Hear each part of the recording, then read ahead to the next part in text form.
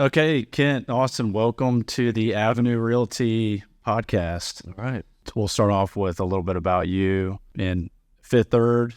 And Kent is a mortgage banker here in Charleston, South Carolina. Kent's been living in Charleston all of his life. Has done numerous, if not close to probably 1,000 real estate deals here in town. But yeah, give us some of your background and let us learn a little bit more about you. Yeah. No, thanks for having me, guys. Really appreciate it. Yeah, I got in the mortgage business 20 years ago, actually next month. My oldest brother was a real estate appraiser. I had another friend who was in the industry as well, and they had nothing but good things to say, and I was pretty good with numbers, I guess, and thought it was a good fit, and it's worked out for me. Great. What was, going into the business, what was your first job? Doing as a mortgage loan officer. It's kind of a lot of people can start off as a processor or a junior loan officer. I went right into it. Just got thrown to the wolves, and I think it's the best way. You just figure it out and learn that way. Great. And how many years have you been in the business now? It's 20 years. 20 years July. And there's really no textbook, if you will.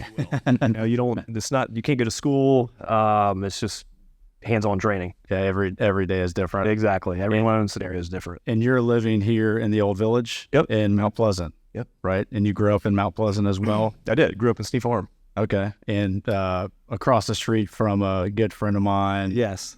And my sister-in-law here in Charleston. So we've known Ken a really long time. Yep. But what would you say to, I guess, all of the new folks moving to Charleston? What was your kind of number one thing growing up, if you have kids or, just really moving new to the area? Obviously, it gives you a good lifestyle, good folks in Mount Pleasant, just good community. It's by the ocean, a lot of boating, a lot of fishing. I grew up playing tennis, so the neighborhood like Sneed Farm was perfect for me. And yeah, it really has everything, good schools and, convenient. It's not really a town you got to drive all over the place to get to things. Yeah. Sneed Farm is great. Country club, golf course. You got it. Yep. The funny thing about Sneed Farm is now it's like in the middle of town, but back then it was out in the sticks. You would meet at McDonald's. If you were gonna go anywhere, the folks who lived in Old Village did not want to drive to Sneed Farm, and so the compromise was meeting at Bowman at the McDonald's or somewhere like that. But yeah, no, town's growing up, but before 17 was 4 lanes or 6 lanes. Yeah, I never knew that the front entrance of Sneed Farm on 17 was the front entrance. I thought the entrance on Whipple Road was how you got into Sneed Farm. There was no reason to leave out the front entrance on 17 unless you were going to like Myrtle Beach or something. So yeah, much different town. Yeah. Sign of the times of how large Charleston's grown. Yep. And obviously the bridge behind us has changed a lot too. I'd say the bridge is number one. I actually lived in California, worked in the music business before I got in the mortgage business, and you could watch the bridge being built online. And so I actually watched it, and I can say that's probably the single-handedly biggest part of Charleston that made it explode. Yeah. If you remember, that bridge was not a fun bridge to drive over. I remember. Yeah. A lot of intimidation, and people probably deter people from coming in. Yeah, I think so. Yeah, couldn't drive with a boat behind you. No, nothing like that. You have to put the mirrors on. Yeah. Just think if a big boat hit that old bridge, like what happened in Baltimore, right? Would have. Yeah, really more people. Yeah, wow. No, I think it did get hit back in the day. Probably did. Yeah. They tore it down and put it in the ocean somewhere. Now it's catching fish, right? Yep. So let me. I'll ask you some questions. So because I've gotten to know you. You went to Carolina. Yep. And you said your brother went to Carolina, or my brother actually went to Wofford. Okay. My oldest brother did, and then you all know my middle brother Kevin. Yeah. But yeah, I went to Carolina. Finished in 2001, and got a degree in. I majored in marketing and management and minored in advertising. And in advertising, actually, I feel like has been the biggest help in my business because we're here to promote ourselves, and that's really what we do to bring in business. Yeah, and knowing people that you've known all your life. Yeah. And I guess your friends' kids and all that sort of thing, you're seeing that now, I bet. Not yet my friends' kids, but hopefully one day I think that'll be a part of my business. Now, unfortunately for me, I'm seeing some of my friends' grandchildren. Whatever. I could practice law, but so you moved you moved from, you struck a nerve because I didn't know this about the music business. Tell me, what did you do in California musically? Yeah, I come from a pretty big music family. My mom was the chorus teacher at Wando High School and Lang Middle School and a number of schools in town, to be honest. Okay. My brother Kevin obviously plays the drums in a band. Yep. I always had a band growing up. I played guitar. Just had a passion for music. I'd see live music all the time. And when I got out of college, I knew that's something I'd want to do, and moved out to California. I worked for a talent agency called CAA. Probably one of the biggest. Very familiar. No kidding. Probably one of the biggest in the world, honestly. And that was an awesome experience. Really I mean, it was the cool thing about CAA was that they had such relationships with every venue in LA. So I got to go to shows for free. And so, I mean, I'm talking 4 nights, 5 nights a week. I was out seeing live music at the Roxy, the Troubadour, the Hollywood Bowl, and you name it. You did it. That's amazing. How many years? I was out there 2 years. So it was a good experience. LA is a town that is easy to live in because you can drive your car to the grocery store. And so I like that aspect of it. The weather was amazing, just a pretty place. But definitely it wasn't like Charleston at the end of the day where you knew you could raise a family in Charleston. Charleston checks all those boxes where LA was not a place that I saw myself living for. More transitory people there. You got it. Yeah. You got it. So it brought me back here. I can remember the conversation like it was yesterday, literally talking to my brother and saying, hey, did mortgage guys do well? And he said, yeah, they kill it. And I was like, I'm coming home. That's, I'll do that. What year did you come back, by the way? That was 2004. Okay, so pre-08, pre-2008. Yeah. You got it. So I got a dose of the funky loan packages you put together. Right. And I worked as a broker, which I think really helped me understand the mortgage business better coming into it. Okay. Because mortgage broker first, and so basically you were able to look at a couple different banks and you got it. Them. Give us some of that kind of background. You got it. You could go to this investor. They had all these fancy products at that time that were like, wow, that's not good at the end of the day. That somebody probably shouldn't do that type of loan. Stated income or no income, no asset loans, ninja loans, then Liar loans, all of that stuff. And it was amazing. I mean, I just, I can't say there was a part of me that had the conscience of like, this isn't right. People probably shouldn't take these loans. But it exposed me to that type of background of lending.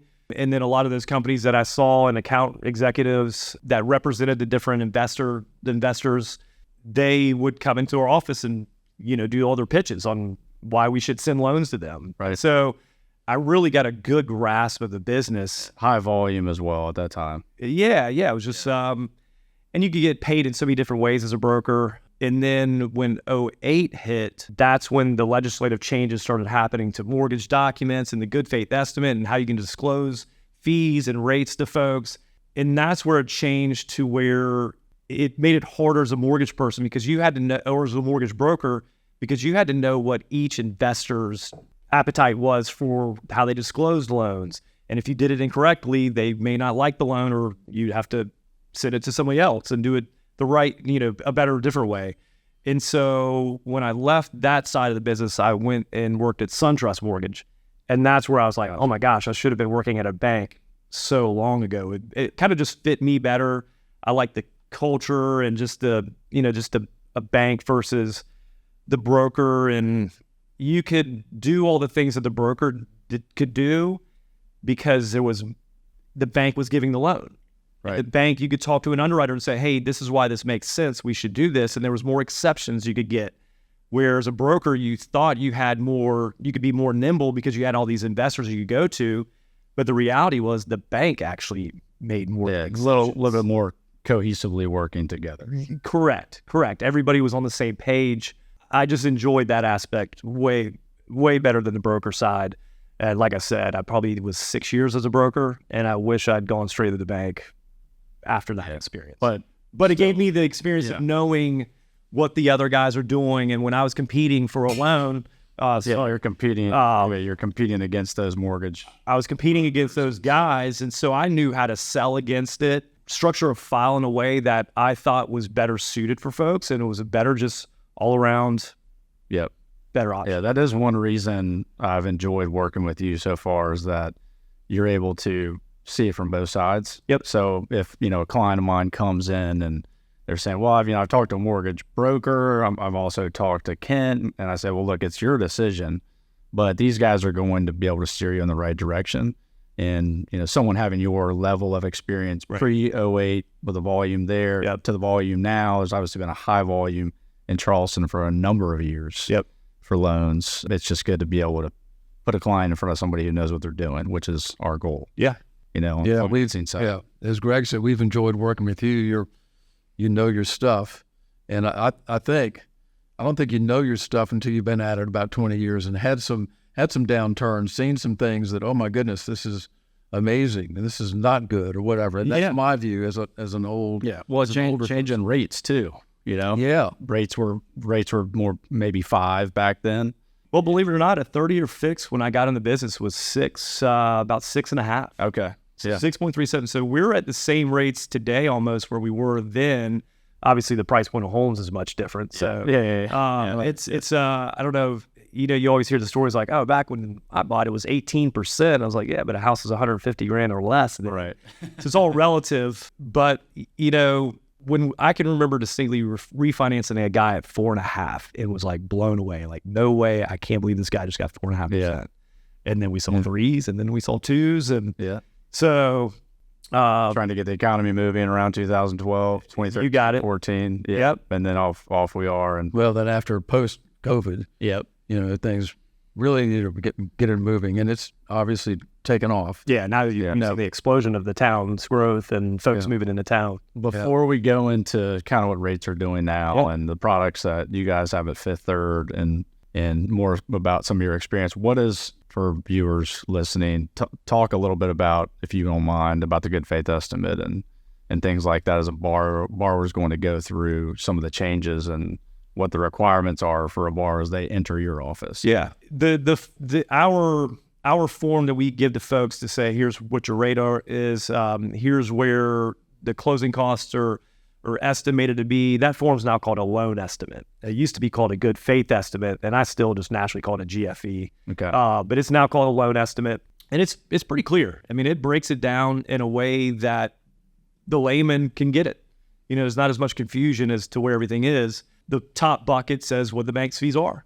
And if you're comparing one bank to the next, you really just need to pay attention to what the bank's fees are and what the rate is compared to the next guy's bank fees and the rate. Too many people get caught up on how much money is due at closing, and they're choosing, I went with this lender because they showed I had less money due at closing. And that's not the way to do it, because you can disguise fees in a way that you're not really doing anything wrong, but I could put on there that the homeowner's insurance is going to be $2,000 a year, right, where the reality is that homeowner's insurance is probably going to be $6,000. Yep.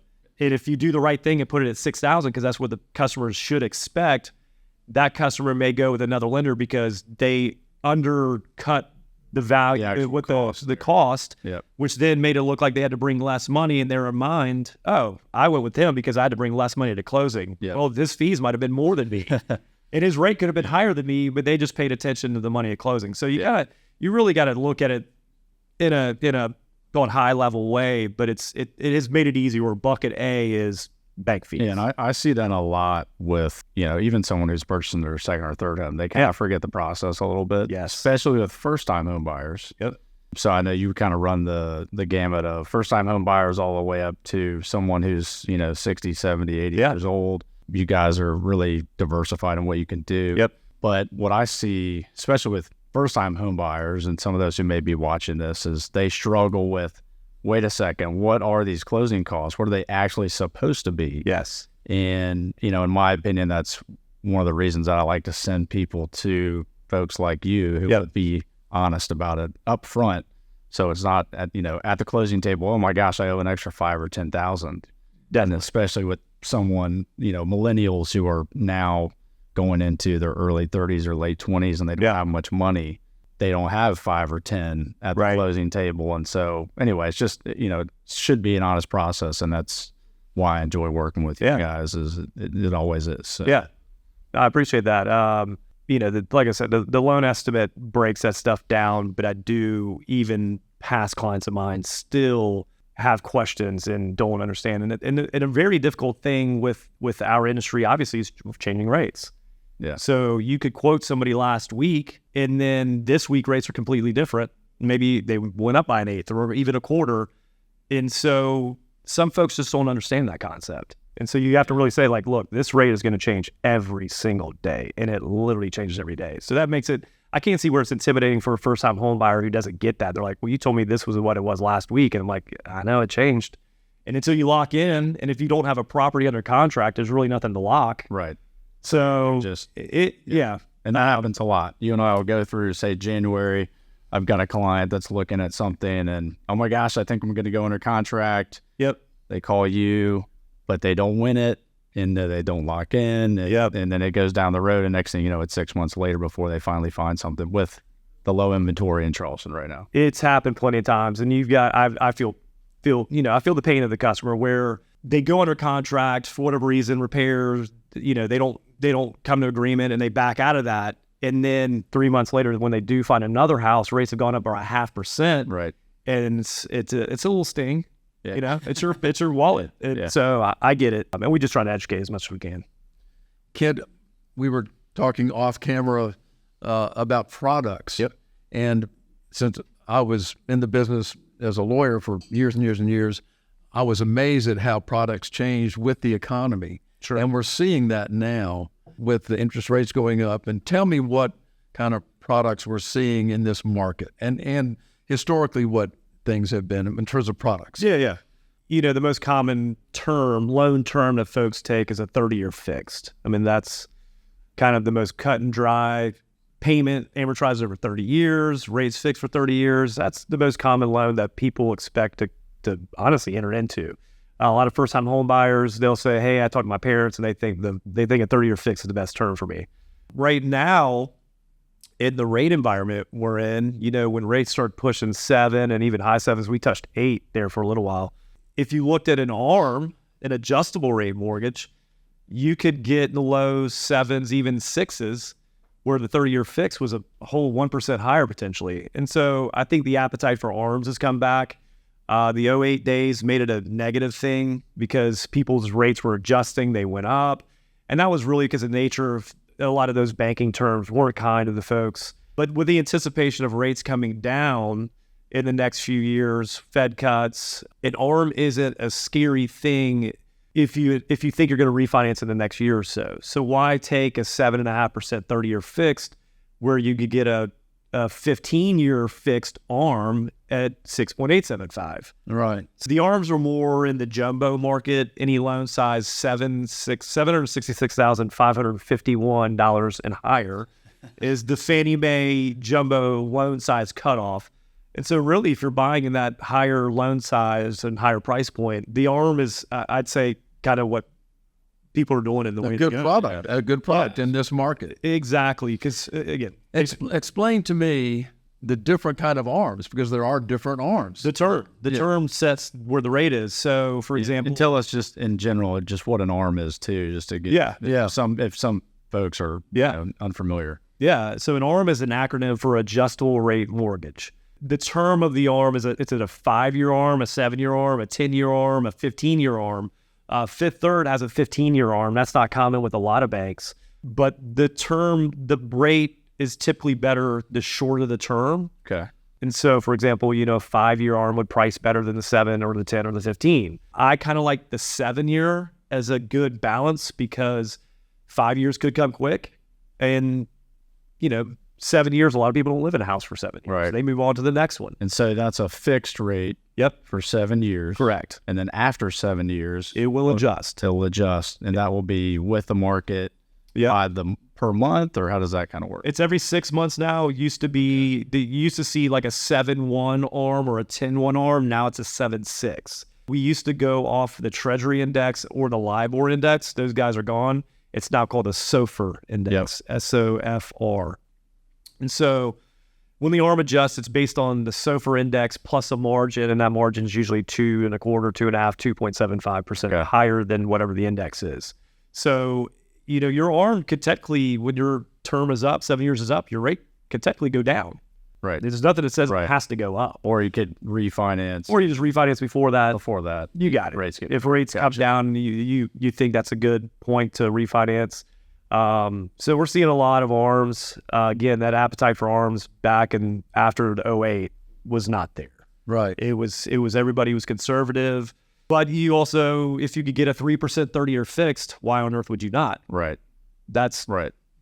Lock it in. Yeah. And don't have to worry about it forever. That's right. You know what I mean? There were people getting ARMs 3 years ago, and I actually did not because my rate's 2.85. You had to take that. So why wouldn't I take? You had to take that for 30 years. So it's working out in today's environment. Let's go back to that Fannie Mae loan amount that you put out there. Yeah. Exactly what it is, because it has changed over the past several years, and now it's, say it again and then explain it for me if you. Yeah, it's $766,551. That's what Fannie Mae will guarantee, but that's you having to go to another bank that would not be guaranteed by Fannie Mae. Is that correct? Am I saying that right? You got it. So, kind of going back to my broker days to now working with a bank, if it's a portfolio loan, the institution who's giving you the money has to have it. Stop there. What's a portfolio loan?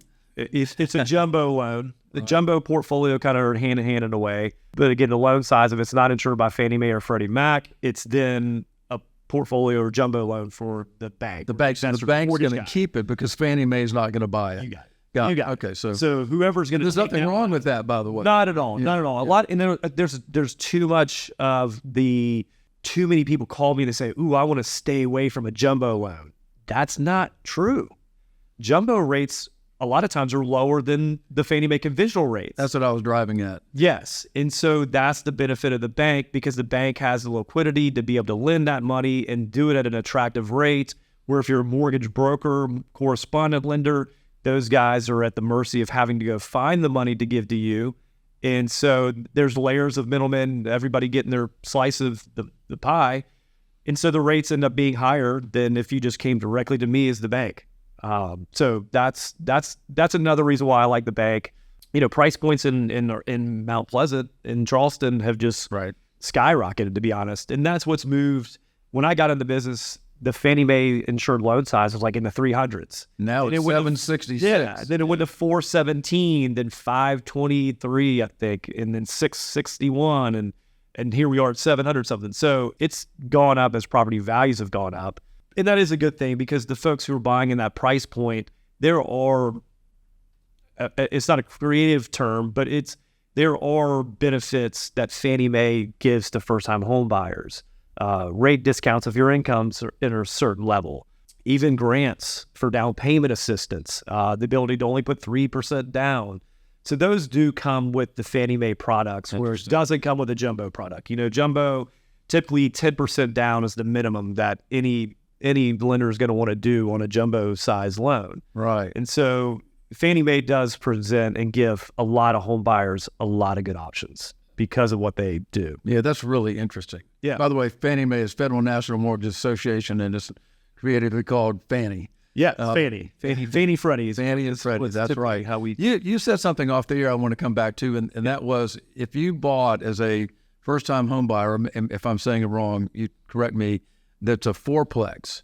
Yes. And can you explain that to our audience, so what you told us off the air? So that has changed. Fannie Mae on a single unit property will insure a loan size of 766,551. Now, if it's a 2-unit, it goes higher to 900 something, and if it's a 3-unit, it goes over $1 million. And if it's a 4-unit, it goes up to almost $1.5 million. They will insure that loan. And it used to be, if you bought a 4-unit property and you were going to live in one of the units as your primary, sort of a house hack. Yeah, you now can put 5% down, to where that requirement not even a year ago was 20% down. So it's changed in a positive way. So you've got potentially other renters paying your mortgage while you're living in the quadplex. That's amazing. Yes. I did not realize that until we talked off the air. So that's a really good thing for this economy that we're trying to put people in homes. Yes. And you could do the 5% down. Yep. Amazing. That's right. And so if you had, and they'll even count the rental income for the other units. So if you have a decent income and you want, downtown Charleston, I'd imagine a quadplex is probably in the $1.5 million range. Yeah. You could buy that, put 5% down on $1.5 million, live in one unit. We will count the rental income, 75% of the rental income from the other units, and that hopefully will offset a lot of your mortgage payment. And then obviously your income has to support whatever debt's left over. But I think that has opened up the opportunity, for younger folks. If I would do that in a heartbeat, if I could go back in time. That's amazing. Yes. And now is when we want to put your phone number out there for people to call. Yeah. And your koozies. It's right there. That's right. No, I think we call them the agencies, Fannie Mae, Freddie Mac. They're finding ways to spur the housing market and bring new homeowners that would naturally not buy. They've brought them into the fold to be homeowners. Yeah, that's really exciting. Yeah, which we didn't even see a year ago. Yeah, because you can live there for 1 year and make that your first home that you purchase. Live there for a year, and then you can move out and rent it out. And now you've got a great asset with rental income coming in, paying your debt for you. Move on to the next house. Go buy that. Unbelievable. Yeah. If you've got some equity. I mean, there could be lenders out there who will give you a line of credit where you could borrow against that asset to then use that for down payment on the next place. Yeah. Unbelievable. Yeah. That's really, really. I wish I would have done that. I think a lot of people don't really know the debt, different debt structures you can take. Yes. In order to get into real estate or even just buying a home or townhome to start. So the education of that is important. Yeah, for sure. Those products. If you're just searching online and you see it's $1.5 million, you say, well, I can't afford that. You got it. 100%. I see that all the time. Yep. Well, it's $1.5 million, my budget's $500. Well, have you talked to Kent yet? Because you might have a product. Yeah, it's called. Yeah. Yeah, that's really great. Yeah. It's understanding those debt products. Yeah, that's it. It's understanding, the risk and a lot of people are risk averse and they don't want to do it. And then the person who gets it is they're from a housing and building assets and building wealth, I think it's the best way to do it from real estate. Great. Yep. And you guys have at Fifth Third sort of some incentives that you can offer for new home buyers, also clients who may, relationship clients, we'll say. Tell us about some of those products that you have. Yeah. There are a few different levels of what we'll do. So even markets, so banks have to invest back in the community. It's called CRA, Community Reinvestment Act. And so there's money available to certain geo-coded locations that we will even give down payment assistance if you buy in certain areas that we recognize need to be revitalized and have opportunities. People kind of pass it off and we don't want to live over there. Well, so we will actually give money to a homeowner, first-time home buyer, or anybody. They don't have to be first-time home buyer. Okay. Buying in those certain areas, we will give them money towards down payment. So that's one aspect of where the bank's giving funds. And then other areas are, even if you're just borrowing $500,000 and I'm looking at your application and you've got, after closing, you've got $50,000 left over. I'll say, hey, well, would you consider bringing that money to Fifth Third Bank? Currently, a money market account's paying around 5%. So you'll earn that much money on your assets that you give us. And by bringing that money, we'll also reduce your rate by 1/8%. Really? Yeah. So, and the next, the non-bank lender guy's not going to do that. So because they can't. Because they can't. They don't have that. So we've got relationship discounts, and it goes all the way from, $25,000 deposit to, $3 million plus deposit. We've got. So someone who may, want to just bank with you guys and become, start a relationship with you may be able to lower their rate. You got it. Or, they're moving to Charleston. They have I know Fifth Third is originally out of Cincinnati. Yep. So if they're coming from the Midwest or something like that and they come down here, that may be beneficial just to buy a house through Fifth Third. Hey, I already have this relationship. 100%. Or if I'm a new, buyer, hey, maybe we can start a relationship together and we can lower your rate and here's how we can do it. Yeah. A couple things I want to throw in.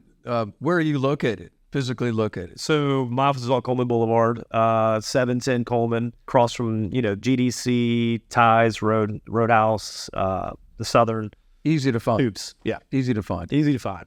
The other thing we talked about off the air I want to come to, and that's sort of in lawyers, we call each other and say, hey, can you handle this? I don't do that. And you see that in your business, which is not unusual, but explain that about what I call a collegial atmosphere among lenders. Yeah, no, I can't say the community of mortgage guys in town is fantastic. There's not a bad guy that I can think of that you really just like, oh man, he tried to undercut me on a loan. I don't see that a ton, but I do see where we have Association of Realtors. We'll go to the powwows. Everybody's got their tables and we all mingle and chat about what are y'all doing? Do you have any, there's debt service programs where you buy an investment property. They'll, different ways to approach stuff. So, Fifth Third Bank doesn't currently have that product, but I know a number of guys that do have that product. So I can say, hey, that mortgage you really need this type of mortgage, call this guy. Right. And they do the same with you. And the same thing with me. So I do construction loans. I do doctor loans, where that's typically a bank type product and not a broker product or a correspondent product. So yeah, we're all kind to each other, and even when it comes to the jumbo loans, a lot of guys just are priced well. They can do a jumbo loan, but they see that their rates are higher just because the middleman kind of position where, directly with the bank, with me, we can offer a better rate. And so I'll see guys, and that's an honest thing for a guy to say, like, hey, I've got a client, I can give them this loan, but I just don't feel right giving them this rate, knowing your rate is here. I'm going to pass them off to you. Yeah. Yes. So do the customer right. 100%. And there's good folks out there that do that. Karma comes back to you in a good way. 100%. Yeah, that's always been the good part. You mentioned something else just a second I want to touch on, and that's construction loans. Construction loans, not everyone does them. Correct. Tell me about your product with that. Yeah. It's called a construction to permanent loan, meaning we're giving you the construction piece, and once the construction is done, the permanent loan piece where you start making your principal and interest payments. We do that all in one loan. So some banks, smaller community bank may say, here's a line of credit to build a house. But then once the house is done, we need you to refinance out of that line of credit into a more traditional fixed loan. We do it all in one loan. Interesting. Yeah. So it's great. And the best thing is if you already own the property, so let's say it's either a renovation where you're living in a house and you want to fix it up, or if it's just dirt, you want to build a brand new house, we actually give equity credit for if the appraiser says, hey, that house when it's finished is going to be worth $1 million, where your cost, let's say, of the lot plus construction is only $800,000. Well, you've got $200,000 built in equity. We will lend you that $800,000. So essentially, you can almost finance 100% of the transaction because we'll go off the future value. So hopefully, if it's good market, things are going up, and all the houses around you, I've seen a ton of wins there. A ton of wins for folks who bought a lot, put 10% down on the lot, which was call it $20,000. And then that's the only $20,000 they put down, period, on $1 million+ house. Unbelievable. So those are my favorite wins for customers with our construction loan. If you're just a quick question, if you're buying a spec beach home, we see this a lot. There's a lot of developers out there, and they've got say 10 specs, whether it's on the beach or whether it's in Somerville somewhere. Yeah. What kind of financing can you provide them going into that when the home is not finished?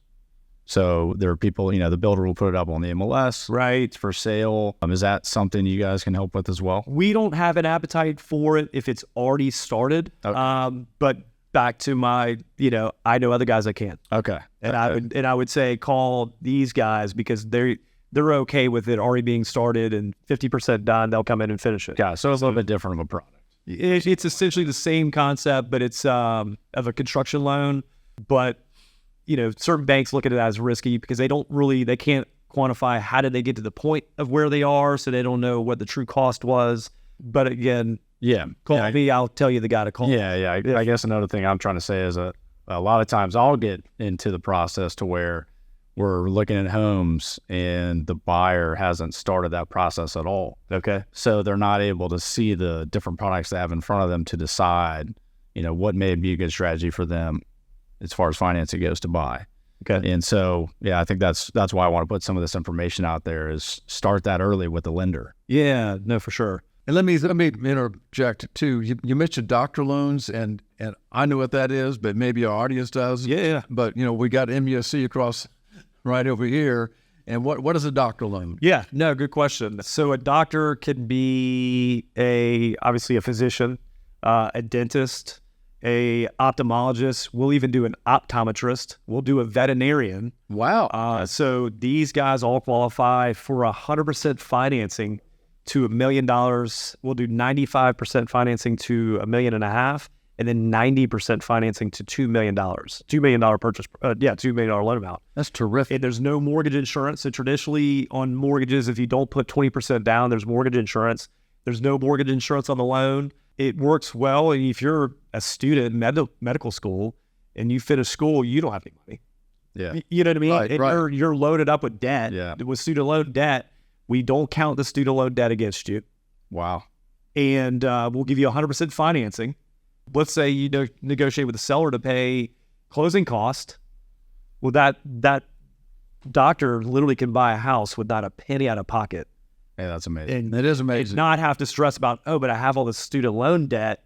Yeah, no, we need a house. Yes, need to live we somewhere. recognize that, you came out of med school, you're probably going to have debt. Yeah, I need to sleep because I have to wake up very early tomorrow. Yes. People. Yeah. And the reality is that their income's going to keep going up. I mean, that's just the nature of that profession. I mean, they get paid very well. Yeah. A new resident makes about $65,000. It used to buy you something in Charleston. That's become more difficult.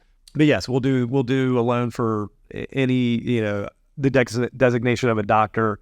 But like Fannie Mae and Freddie Mac, if you have student loans, they're going to count a payment against you. There's a formula for if you are in repayment, they'll count whatever that repayment amount is.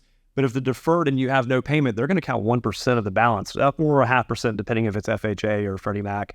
But they're going to count a payment against you, regardless if you're even making a payment, where the doctor loan doesn't. So it allows you to be able to afford something where That's really good information. That's really good information. really good. Yeah. And we can do that in any state too. So the cool thing about working for a bank is that we're FDIC insured. So my license carries over to any state.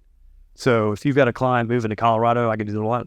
If they're moving wherever, where a mortgage broker has to have a license in every state that they're going to lend in. My license is covered in every single state. That's amazing. So it also helps with a lot of people who are moving out of state here. Yeah, my clients here who leave From California to New York to the West, they're coming in. It's easy to work with. 100%. Yeah. They don't have to move on to another guy. I can still do the yeah. Well, good. Well, I guess, maybe we'll end with probably, what do you think? Maybe one of the wild finance story. Do you have a good story for us, or interesting story that you could throw out there to the viewers? I've seen a lot of stuff. There's been plenty of loans where I felt like I learned something from, or just a loan scenario that I've never done. And, year after year, I can remember doing a condo in New York City, and I'd never done a condo in New York City. And it was like a $1.5 million loan. This was probably 10 years ago. And I think that propelled confidence, if that makes sense. Yeah. Yeah. Larger loan at that time. Yeah. Larger loan in New York City, a condo, even co-op. I've done co-ops in New York City, and those are daunting.